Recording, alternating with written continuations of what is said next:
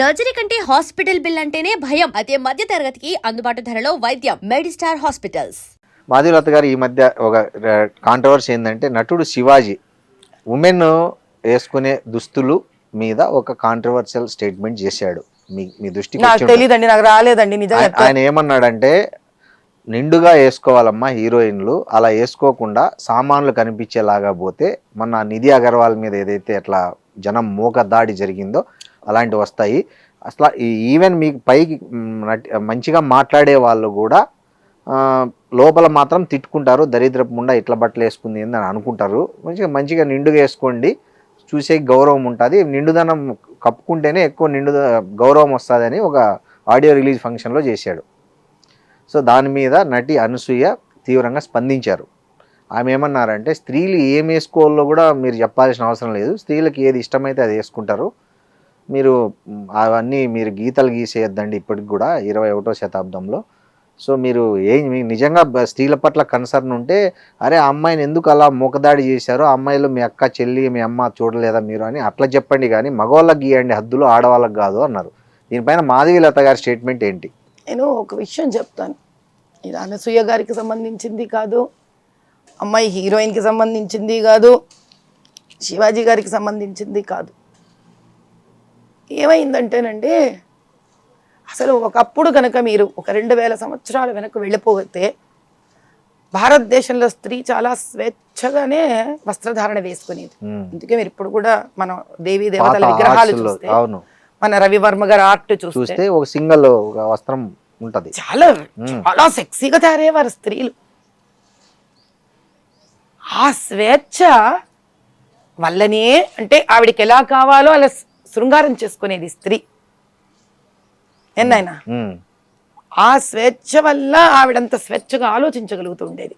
అంటే దీనివల్ల అది వస్తుందా అంటే అలా ఉంటుందా ఉండదా అని కదా, freedom is freedom end of the day. ఎన్నైనా కరెక్ట్.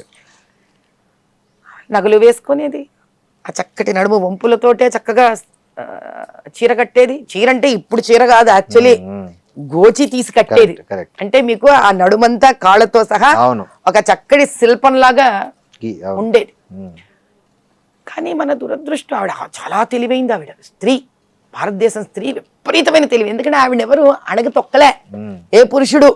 అందుకే మనకి అమ్మవారు స్త్రీ, మీరు ఆయుధ పూజ స్త్రీ, చదువు స్త్రీ, డబ్బు స్త్రీ, కడావిడికి ఏడిస్తే కూడా జ్యేష్ఠాలక్ష్మి స్త్రీ, అక్కడ స్త్రీ, భూమి స్త్రీ, భూమి స్త్రీ.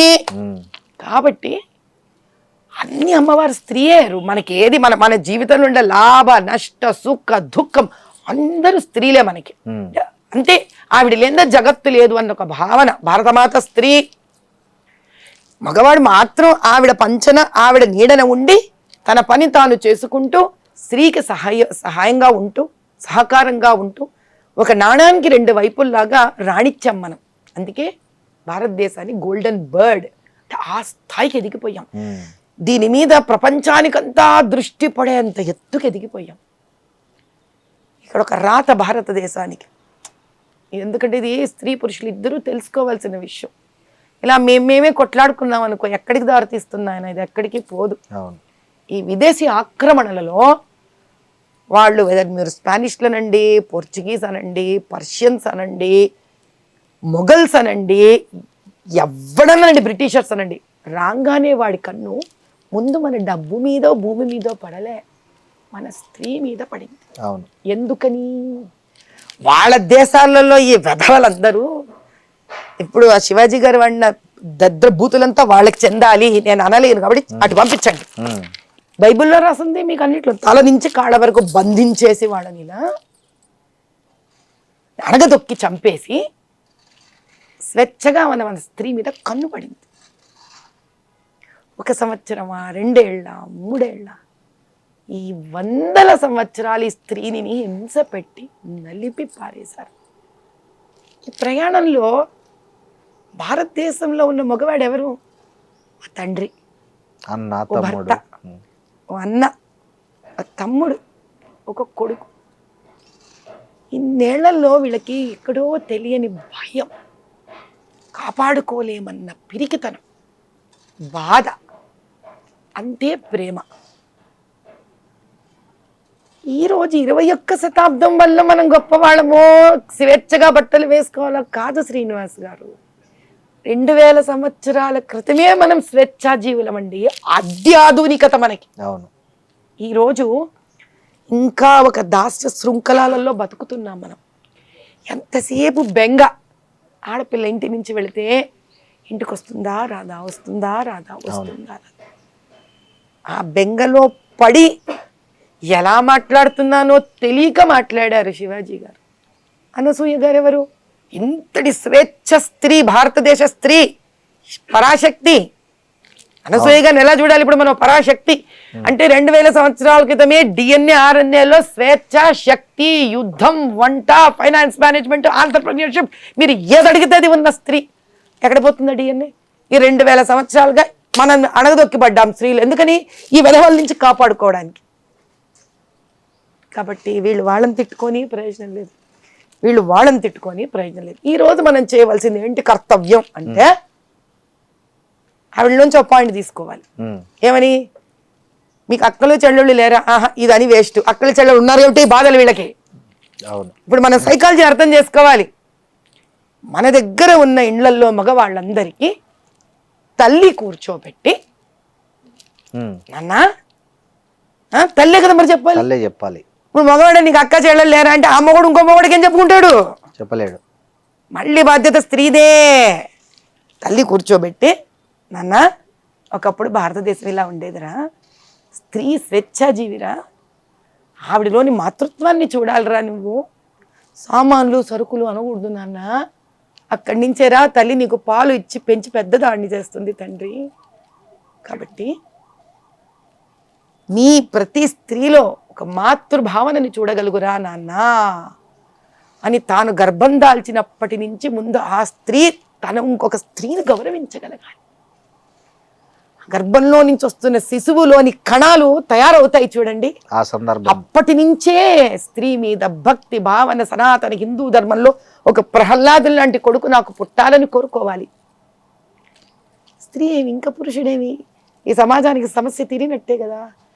ఇప్పుడు ఉన్న తల్లులు ఇండ్లకు పిలిచి ఈ రోజు నుంచి వాళ్ళని ఏ చిన్న వయసు అయినా సరే గ్రూమ్ చేయడం నేర్పించాలి. తద్వారా సమాజం అక్కడికి మార్పు తెచ్చేంత వరకు స్త్రీలు కూడా వీళ్ళని ప్రేరేపించినట్టుగా కాకుండా కొంచెం జాగ్రత్తగా వీళ్ళు కూడా మసలుకోవాలంటే ఒకటే సైడ్ నుంచి చప్పట్లు రావు. కాబట్టి 2 వర్గాలు కృషి చెయ్యాలి.